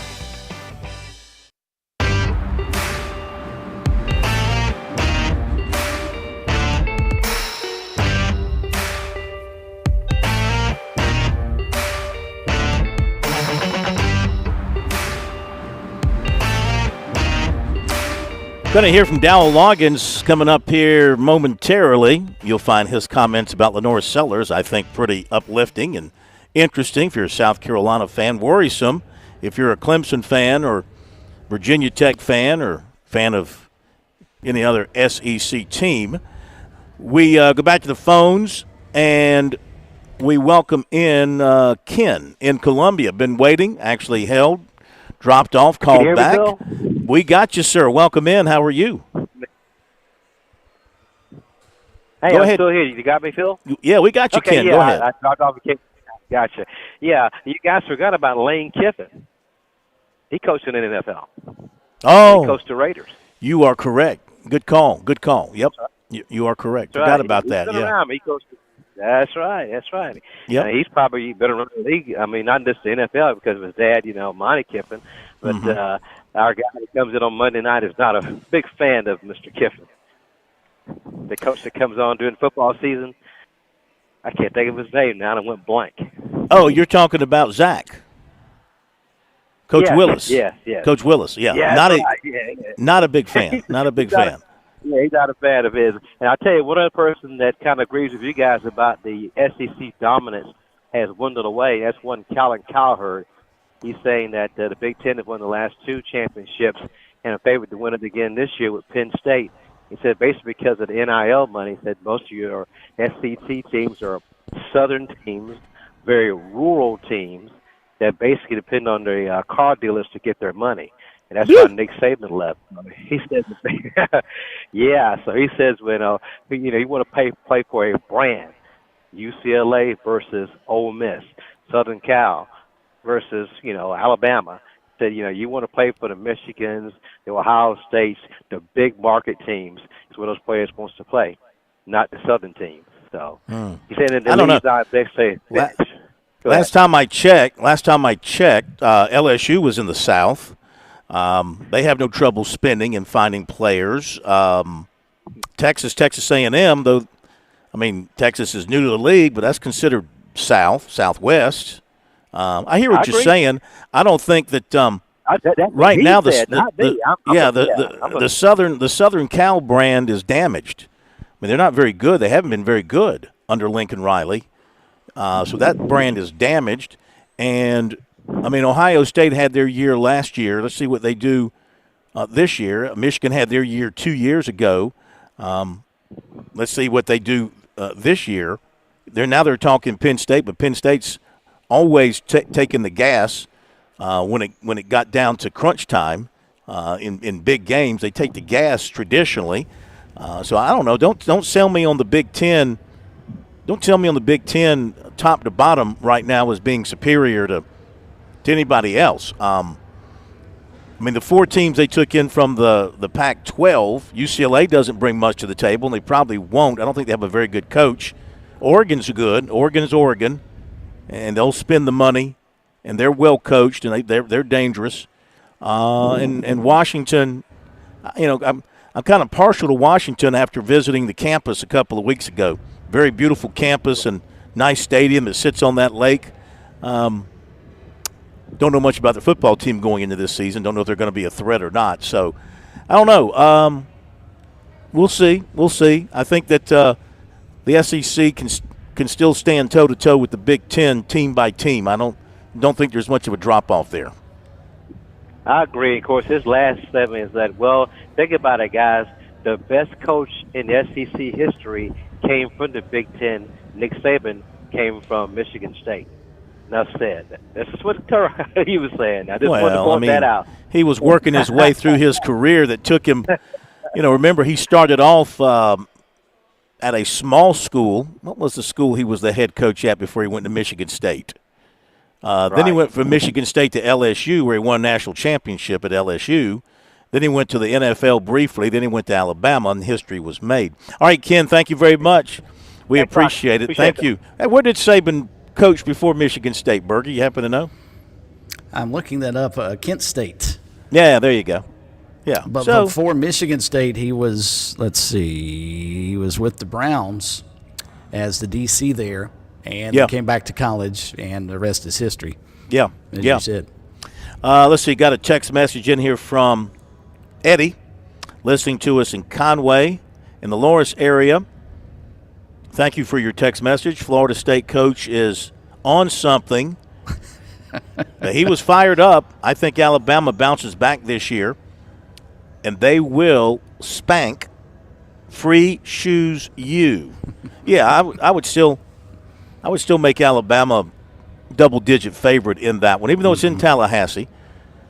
Castellano can make a big difference. Hey, excellent quarterback can make all the difference in the world, and I could see him doing that. By the way, I want to mention, for those of you watching on the stream, Pop-Tarts. Good friend Jill Mixon from Barnwell, who was married to the late Tom Mixon, who was a mover and shaker in Orlando when it came to the bowl game activities down there and the development of the bowl games there in Orlando. Of course, they had the Pop-Tarts Bowl, and so she was here today. She's a Clemson girl and a Barnwell native and an old friend, and she was handing out boxes of Pop-Tarts. I said, "You got strawberry?" She said, "I sure do." So she brought me a box of Frosted. I'm not crazy about the Frosted part, but I'll suffer through it. That's the only way to eat them. Really? Oh, yeah. Loves the Frosted ones. Yeah. So I've got you want me to bring some to you?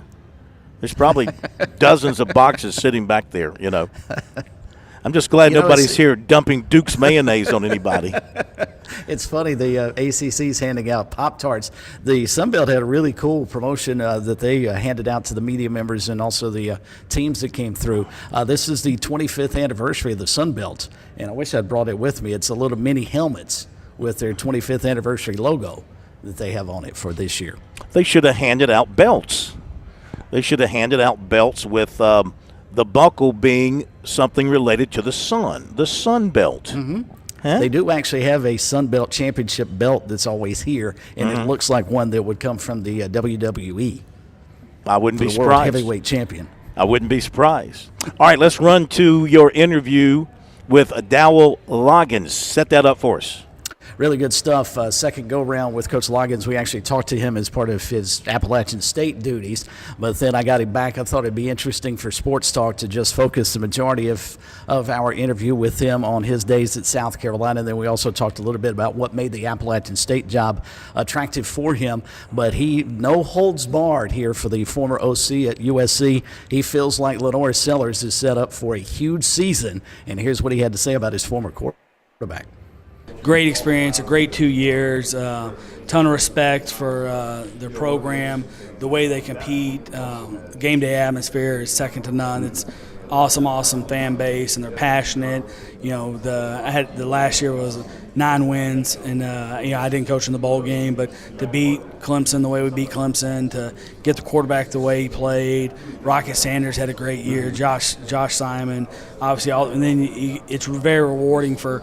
As a coach on that staff is when you see all those guys drafted in the National Football League, and so a ton of credit to those guys, and so many good players on that team. It's why you win. It's good coach. You're a good coach. You got good players, and then you go to the quarterback, and I think you're talking about the best player in college football. And I believe that in all my heart. I think he has a chance. He is special. I think he's going to keep getting better and better. I mean, it's the first year as a starter. And he goes back to that ODU game, and we leave the game. I knew he was going to be nervous. And look, you're an in-state kid. You're playing at home. First time you're ever starting a game. And I could feel it all day with his nerves. And after the game, he calls me. He's like, "D-Lo, I was really nervous." And I was like, I knew you would be. And it's okay to be.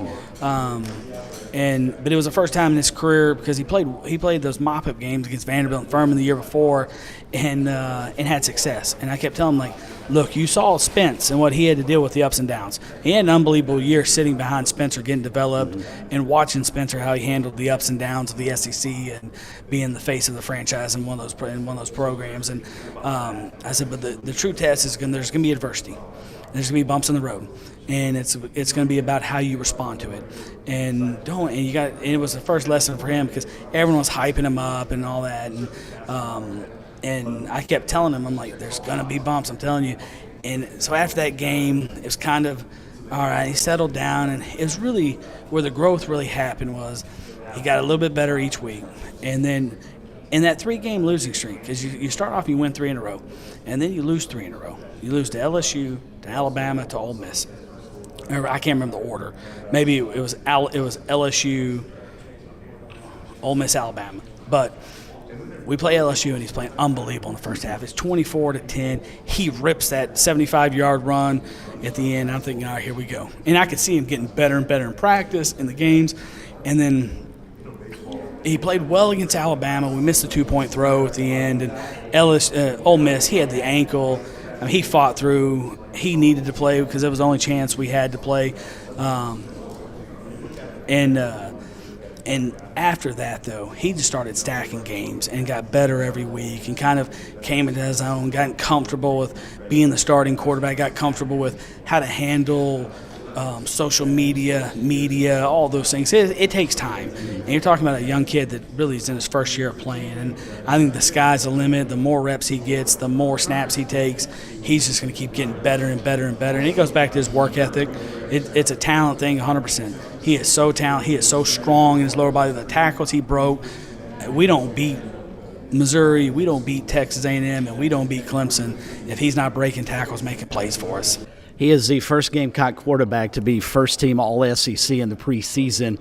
You clearly believe he's the best player in the country. What is his makeup? What makes him as talented as he is? I think we can all, as fans, see his physical ability, but I'm guessing it doesn't stop there. No, it doesn't, and that's where it starts. But where it finishes and ends is this is a kid that now was really, really hard on him. He told the story at SEC Media Days about me throwing him out of practice when he was a freshman a couple times, and it was because I saw how good he was going to be. And I told him when I got him, I'm like, hey, I'm going to be really, really hard on you, and you're going to appreciate it one day. You're not going to like it going through it, but first guy in every day.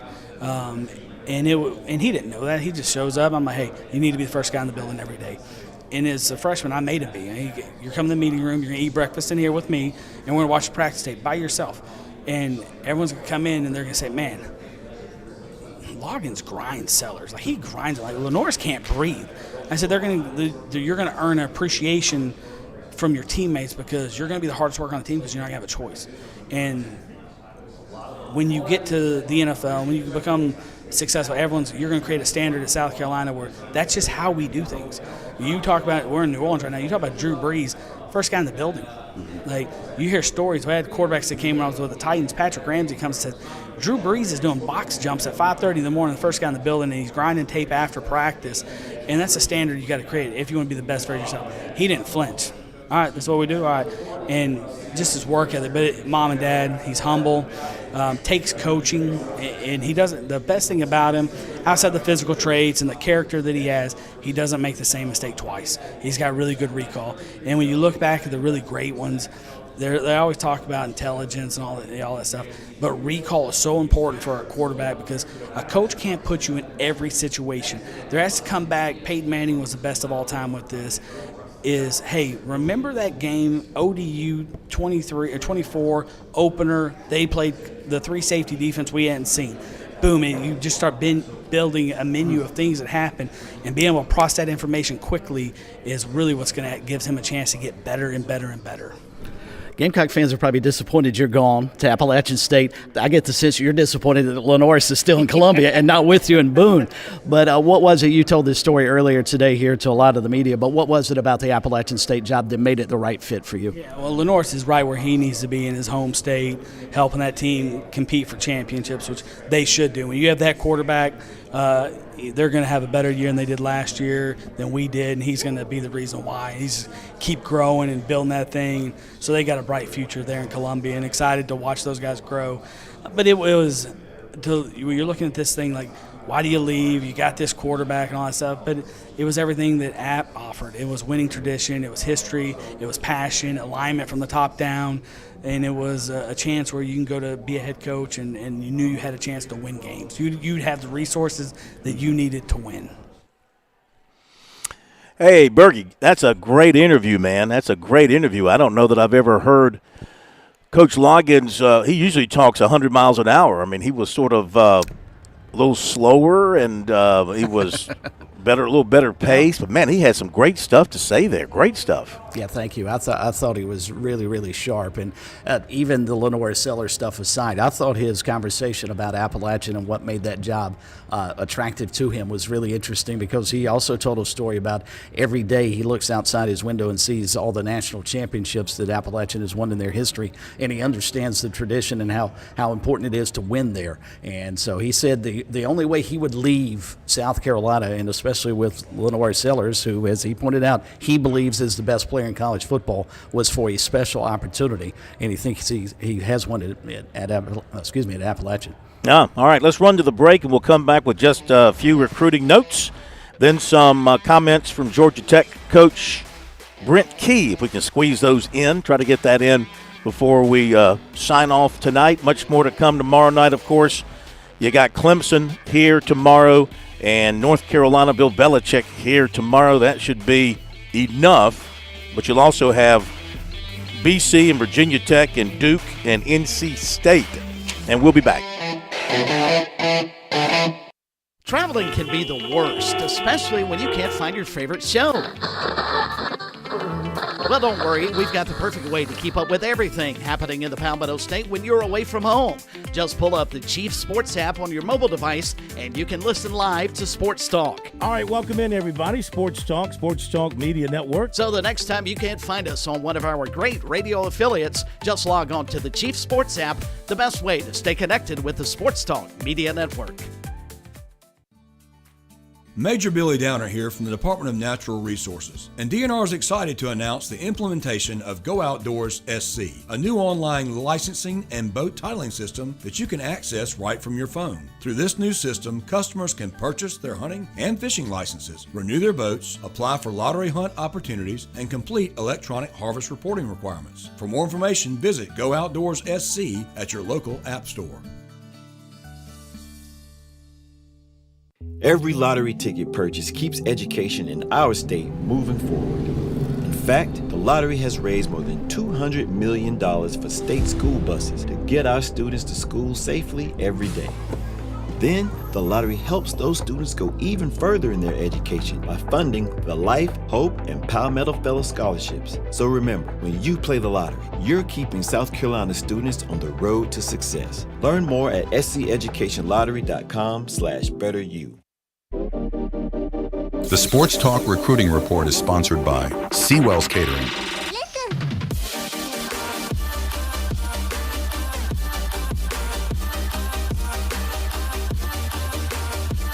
All right, time for a brief recruiting report tonight brought to you by Seawells. I want to mention that Seawells is, of course, the best catering outfit in South Carolina. So when you've got that special event and you need the very best in catering, we suggest you check out Seawells and let them help you out. Phone number 803-771-7385. For more information, visit their website at SeawellsCateringSC.com. And, of course, daily luncheon buffet, Tuesday through Friday, most weeks, from 11 till 2 at their location, 1125 Rosewood Drive. Just a handful of notes. South Carolina target running back Amari Thomas just offered by Colorado. See if Colorado gets some more involved. South Carolina target, 2027 offensive tackle Alu Wasamaloni from, that's just his first name, Alu Wasamaloni, Olu Bababola. Wow, good for you. Alu Babola. I put in an extra syllable. Alu Babola. So Olu Wasamaloni, Alu Bobabola. I did it again. Alu Babola. 6'6", 275, Jersey City, New Jersey. Offered by Florida State, and the Gamecocks offered him in early May. South Carolina women offered 2027 6'3" Eve Long of Olathe, Kansas. And South Carolina women offered 5'11" Emily McDonald of Lancaster, New York. There you go. Some quick recruiting notes here on Sports Talk. Let's squeeze in. Hard to squeeze in Brent Key, kind of a large fellow. Try to squeeze him into the back of a cab, let's say, but not here on Sports Talk. Let's squeeze in his comments about his football team. He'll be facing Clemson early in the season. Here's Brent Key, head coach, Georgia Tech. We took a big step forward last season, really the last 2 years we have, but we ended the season with two very disappointing losses that we felt like we had an opportunity to win. But we know at this point we've established an identity of this football team, right? And that's not going to change. We know who we are as a football team. Everyone in the country knows who we are as a football team, and we embrace that. You sign up to play a game with Georgia Tech, and people know what they're going to get. They know what they're in store for, right? And that's something that we've worked extremely hard to build over the last 2 years, the identity that we have as a team. And look, we're going to celebrate that. We're going to embrace that and make sure that we, enjoy the fruits of the labor it's taken to put that together, right? Because it's not going to stop. You come to Georgia Tech, you have no choice but to be a part of that identity as a football player. So when people talk about our identity, yeah, we get excited about it, but really that's done nothing to guarantee us anything during the season. All right, to celebrate an identity just gives you a chance and an opportunity at the end of the year to possibly be able to celebrate more things. And look, we got a ways to go. We're working to continue to close that gap that we've been working for the last 2 seasons. Right? After the season's over, you move into the off season and you start addressing the things that you have to address to make yourself a better program. That starts with roster retention, roster additions. How you might make some adjustments and tweaks within how you build your roster to be able to win games that you have to win at all points in the season. Increasing your depth as a football team, staffing, staff retention, staff adjustments, staff additions, upgrades. then it really goes to the players and what they do in the off season, and with our strength and conditioning staff, our athletic training staff, our nutrition and dietitians. I mean, what they've done with these guys and how they've worked them really from the beginning of January up until this point now. We're now AJ Artis, our strength coach, and they can hand them over to the coaches. I mean, what they've done with these guys to build them into who they are has been great. But really, the best part of the off season is we're not just a bunch of teammates running around. I mean, these guys have built a bond and a brotherhood, friendships, relationships, that when they go out on that field, they are truly willing to lay it on the line for each other. Right? And that doesn't come by just saying it or talking about it. There's a lot of action and work that takes place to make that happen. So, looking forward to this year. We've got a great opportunity in front of us. We really do. And it's not about other people's expectations that matter. I mean, the only expectations that matter are ours. Nothing externally should ever trump what our internal expectations are for ourselves. When you look at returning players on our team, I mean, we have 18 players returning who've started football games for us, 27 seniors on our team, which this day and age, that says a lot. It says a lot about the guys that wanted to stay here and be a part of this. We return 87% of our passing yards, 84% of our rushing yards. You look at some of the guys we brought with us today. I mean, Haynes King, our quarterback, his pass production numbers, when you look at the yards, touchdowns, completion percentage, lack of interceptions, I mean, it's one of the best in the recent in modern college football history. And what he was able to do last year. Offensive lineman Red, Keelan Rutledge. I mean, he had All-American recognition last year. First time that a non-specialist at Georgia Tech's been named an All-American since 2014. And that was Shaq Mason. So Malik, little Energizer Bunny. I mean, people don't know. I mean, he's been Georgia Tech's most productive wide receiver in terms of receptions, single season and career. All right, since Calvin Johnson. I mean, Kyle Eifert, I mean, he's a big part of, if not the biggest part of, the reason we had the biggest turnaround in run defense that we've ever had. Really, I think it's 30 years. Okay, comments from Brent Key. All the comments from the coaches up on our website, SportsTalkSC.com. So be sure to check it out. Everything is also up on our podcast areas as well, both from here and as well from the Sun Belt as well. So that is going to do it for our coverage here tonight in Charlotte, our coverage in New Orleans. Bergie, you have a safe trip back to South Carolina tomorrow? Thank you. Yeah, flying back through Charlotte, back to Myrtle Beach tomorrow at some point in time. So I will talk to you guys on Friday. You enjoy yourself. Palace. Nice, smooth trip through Charlotte. Wave at me as you come through Charlotte. You got it. And thank you, Body. Everybody have a great night. We'll see you tomorrow with Clemson and more.